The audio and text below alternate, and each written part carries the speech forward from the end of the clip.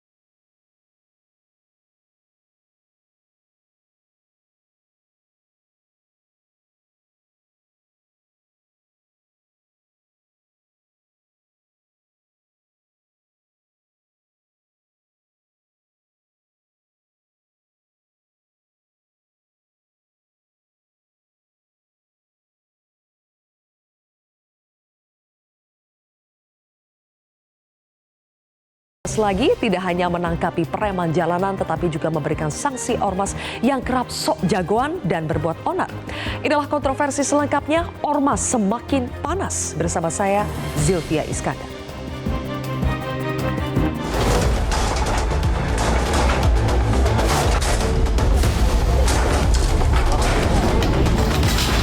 Presiden menyampaikan masalah ormas yang tertib, ya, dan kemudian tidak mengganggu, apalagi memalak dan sebagainya. Presiden sudah menekankan seperti itu.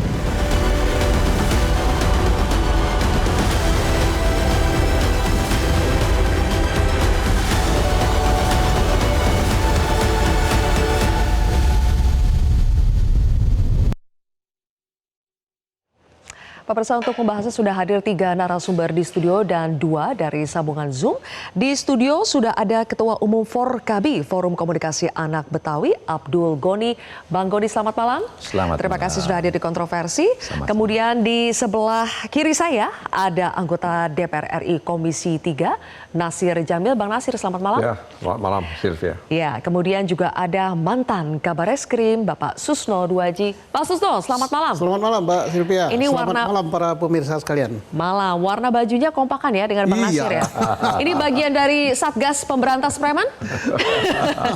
Kami mau dirikan ormas ini. Ormas. Nah, sudah bergabung juga melalui sambungan Zoom, Bapak-Bapak. Ada Wakil Menteri Dalam Negeri, Bima Arya, Pak Wamen, selamat malam. Selamat malam, Sivana dan Bapak-Bapak semua. Iya, terima kasih Pak Wamen sudah hadir di Zoom. Kemudian juga ada Sekjen Grip Jaya, Zulfikar. Bang Zul, selamat malam. Selamat malam. Oke, baik. Sumatera Utara. Baik, Bang Zul, saya langsung ke Anda ya, karena belakangan kan Grip Jaya ini menjadi sorotan. Ada beberapa aksi kekerasan yang dilakukan oleh oknum anggotanya, mulai dari kasus pembakaran mobil polisi di Depok, kemudian juga menduduki lahan BMKG di Tangsel. Ini yang terbaru. Apakah Grip Jaya menyadari dan mengakui tindakan kekerasan yang telah dilakukan oleh oknum anggotanya? Maupun pengurusnya juga, Bang Zul? Ya, tindakan kekerasan yang dimaksud yang seperti apa, Mbak? Coba jaga spesifik gitu. Tadi saya jelaskan soal pembakaran mobil polisi di Depok, itu sudah jadi tersangka juga. Kemudian yang terbaru menduduki lahan BMKG di Tangsel. Baik, untuk di Depok sudah berkali-kali kami menjelaskan. Saya juga sudah berkali-kali membuat konferensi pers. Di iNews kemarin juga saya sudah jelaskan bahwa di Depok itu bukanlah anggota kami. Mereka bukan anggota yang tercatat resmi di database kami. Mereka adalah orang-orang yang sedang berupaya untuk masuk di GRIP. Mereka itu sudah punya masalah dulu di Depok, sudah bermasalah dulu dengan pihak kepolisian, lalu mereka berupaya untuk masuk ke dalam GRIP. Jadi dan mereka itu belum masuk di GRIP, tidak punya KTA, tidak punya surat apapun yang kami berikan dari mereka. Nah itu yang untuk di Depok. Kalau yang untuk di Tangsel, di BMKG itu adalah permasalahan hukum. Permasalahan hukum yang ditangani oleh lawyer-lawyer kami. Lawyer-lawyer kami itu menerima kuasa dari ahli waris. Jadi posisi GRIP di sana adalah penerima kuasa dari ahli waris. Dan kami mempelajari perkara itu, lawyer-lawyer kami mempelajari perkara itu, artinya kami memperjuangkan hak-haknya ahli waris gitu. Dan persoalan hukumnya itu sudah berlangsung selama 11 tahun. Perjuangan itu sudah 11 tahun sampai ke hari ini. Nah dan itu pun belum tuntas, belum selesai. Tapi itu pun apapun ceritanya, jika di situ terjadi pelanggaran hukum yang dilakukan oleh anggota kami, silakan ditegakkan hukum itu. Jika ada anggota kami yang melanggar, ya harus ditindak. Tapi jika anggota kami tidak melanggar hukum, tolong jangan dipaksakan untuk melanggar hukum. Artinya kita di sini tidak akan mentolerir anggota kami yang melanggar hukum. Itu sudah jelas berkali-kali ketua umum kami juga mengatakan, GRIP tidak kebal hukum, ketua umum GRIP tidak kebal hukum, anggota GRIP tidak kebal hukum. Jadi diwajibkan bagi anggota GRIP itu untuk mentaati hukum. Dan tidak pernah ada arahan khusus atau ada instruksi khusus dari pimpinan-pimpinan untuk anggota melakukan tindakan-tindakan yang melawan hukum. Kalau begitu, seperti aksi premanisme. ya, Bang Zul. Baik. Kalau begitu, Bang Zul, Baik. kenapa saya katakan ini anggota GRIP Jaya itu kan semuanya berdasarkan keterangan dari kepolisian, apa yang disampaikan oleh kepolisian. Kalau misalnya tadi Anda Baik. membantah soal pembakaran mobil di Depok itu bukan dilakukan oleh anggota GRIP, apakah dengan demikian akan ada upaya untuk membantah kepolisian untuk melawan atau memberikan bantuan hukum kepada mereka yang sudah ditersangkakan dan disebut sebagai anggota GRIP Jaya? Baik, kalau untuk di Depok itu rilis dari polisi yang kami tahu, yang kami terima itu warga. Itu warga, karena kenapa? Itu penangkapan terjadi pukul 1 malam. Jam 1 malam itu, dan yang ditangkap itu di dalam rumah. Tidak ada di situ yang memakai baju ormas. Nggak ada yang memakai baju seragam. Lalu penangkapan terjadi di perkampungan itu, yang ditangkap membuat kegaduhan sehingga warga keluar melakukan perlawanan segala macamnya, kami nggak tahu lah itu ya. Nah, di situ terjadi ya peristiwa itu gitu. Nah, pada saat peristiwa itu terjadi, di situ nggak ada kaitannya dengan organisasi, nggak ada kaitannya gitu. Nah, itu kan murni penangkapan seseorang ya karena dia melakukan tindak pidana hukum. Dia melakukan teror dengan menggunakan senjata di lokasi sengketa lahan yang mereka sedang sengketakan gitu. Nah, Baik, di Anda situ bantah ya? ada instruksi dari organisasi. Ya. Terpulang dia anggota, misalkan dia anggota organisasi atau dia anggota PNS, anggota polisi, anggota TNI, anggota apapun lah itu kan tidak ada kaitannya gitu. Tindakan dia itu nggak ada kaitannya dengan kelembagaan.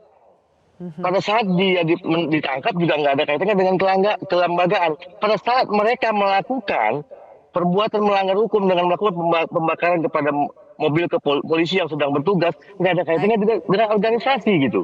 Di sini yang perlu kita klarifikasi dulu gitu, kita luruskan gitu. Kenapa hari ini ada seperti pemaksaan framing itu seolah-olah ormas. Ada apa ini? Ini yang perlu kita bahas malam ini. Semoga Bang malam Zul. ini bisa menjadi sesuatu yang baik Ya. buat pencerahan kepada masyarakat. Jangan Oke, sampai kami lagi terima ada, penjelasan Anda, Bang Zul. ya, Oke, kami terima penjelasan Anda. Sekarang saya beralih dulu ke Pak Wamendagri yang ada di sini ya. Kalau tadi Baik. Pak Wamen yang disebut adalah oknum. Ini oknum individu, bukan ormas, tidak atas nama ormas. Kalau begitu kita sudah tahu ada sanksi pidana yang menanti pasti kepada oknum individu yang melakukan pelanggaran hukum. Tetapi untuk mereka apakah ada konsekuensi secara keorganisasian, Pak Wamen? Arahan Presiden itu sangat terang benderang bahwa pemerintah tidak boleh kalah, pemerintah harus tegas kepada ormas yang melampaui batas. Menko Polkam telah memberikan arahan pada tanggal 6 Mei untuk membentuk Satgas di seluruh tingkatan pemerintahan di Indonesia. ditindaklanjuti oleh Kementerian Dalam Negeri meminta para gubernur, bupati, wali kota untuk membentuk Satgas. Nah, Satgas ini fokusnya adalah pada premanisme dan ormas-ormas bermasalah. Fokusnya adalah pada deteksi dini, kemudian cegah dini, penindakan dan juga penegakan hukum begitu. Nah, artinya perangkat hukumnya ada undang-undang ormas, diatur secara rinci apa yang tidak boleh, ada juga bisa masuk pasal KUHP, dan kemudian ada kewenangan di situ Satgas. Satgas di tingkat provinsi, Satgas di tingkat kota kabupaten untuk bisa melakukan langkah-langkah tadi apabila di lapangan memang sudah terjadi kekerasan fisik dan lain-lain, itu kan bisa dilakukan langkah-langkah hukum. Ya, bisa cegah dini, bisa deteksi dini, dan termasuk bisa penindakan. Bisa dilakukan investigasi sampai kemudian berujung pada sanksi. Oke, apakah sejauh ini Pak Wamen dari berbagai kasus yang sudah mencuat sudah ada ormas yang memenuhi indikator atau layak sampai dibubarkan? Ya, saat ini kami Kemendagri terus melakukan evaluasi meminta agar Satgas-Satgas ini proaktif menampung aduan dari masyarakat karena ujungnya memang sangat mungkin bisa dilakukan proses-proses sanksi mulai dari sanksi administratif, pidana sampai bahkan pembubaran begitu. Nah, tapi kita harus lihat dulu ormas ini ada yang ormas terdaftar melalui Kemendagri dengan surat keterangan terdaftar atau SKT, ini jumlahnya hampir 1.000 begitu ya, sekitar 989. Tetapi lebih banyak lagi adalah ormas yang terdaftar sebagai badan hukum di Kementerian Hukum begitu. Nah, jumlahnya totalnya sekitar 600.000. Nah, untuk pembubaran itu tergantung statusnya tadi. Apabila kemudian hanya terdaftar melalui surat keterangan terdaftar, itu nanti direkomendasikan kepada Kemendagri, Kemendagri bisa mencabut itu. Tetapi apabila kemudian ormas itu ternyata terdaftar sebagai badan hukum ya, perkumpulan ataupun yayasan di Kementerian Hukum, maka Satgas di masing-masing tingkatan tadi, kota, kabupaten atau provinsi, bisa merekomendasikan kepada Kementerian Hukum untuk mencabut status tadi, otomatis artinya ormasnya bubar. Jadi yang ingin kami sampaikan adalah perangkat hukumnya sudah ada, kemudian aturannya sudah jelas, tinggal semuanya dikembalikan lagi kepada para aparat di tingkatannya masing-masing. Jadi kami mendorong kepala daerah untuk betul proaktif, tegas dan jelas. Jadi yang merekomendasikan ini dibubarkan atau tidak itu harus dari kepala daerahnya ya, Pak Wamen? Tuh, ya. Oke, kemudian kalau soal pengawasan, sejauh mana Kemendagri mengawasi ormas-ormas yang tadi memiliki surat keterangan terdaftar atau SKT yang jumlahnya 1.000 lebih ya? Pengawasannya itu seperti apa supaya mereka tidak keluar dari koridor melanggar hukum? Di setiap tingkatan pemerintahan itu ada Kesbangpol. Nah, Kesbangpol itu berkoordinasi bersama-sama dengan Forkopimda, bersama Pak Kapolres, bersama Pak Dandim ya, melakukan pembinaan kepada ormas. Jadi ada ormas yang diarahkan untuk kegiatan sosial, ada ormas yang dilibatkan dalam kegiatan budaya misalnya. Tetapi sering juga terjadi ormas ini melampaui batas, melanggar hukum. Dan tentunya di sini Kesbang akan berkoordinasi kepada aparat, kepada APH, kepada kepolisian untuk juga dilakukan tindakan-tindakan langkah hukum, sanksinya sesuai dengan kewenangannya. Dan saya sangat mengamati bagaimana beberapa kepala daerah juga melakukan langkah tegas untuk kemudian memproses secara hukum anggota-anggota ormas tadi. Jadi ada yang seringkali memang tindakannya itu secara individu, tetapi menggunakan atribut. Ya bagaimanapun juga yang bersangkutan sebagai objek hukum tentunya bisa dikenakan pidana. Tetapi tentu harus ada juga sanksi sebagai organisasi yang harusnya bertanggung jawab juga terhadap individu-individu tadi. Nah, tinggal kita buktikan keterkaitan individu tadi dengan ormas seperti apa. Apakah betul anggota atau bukan seperti yang disampaikan oleh Sekjen GRIP tadi. Jelajahi cara baru mendapatkan informasi. Download Metro TV Extend sekarang.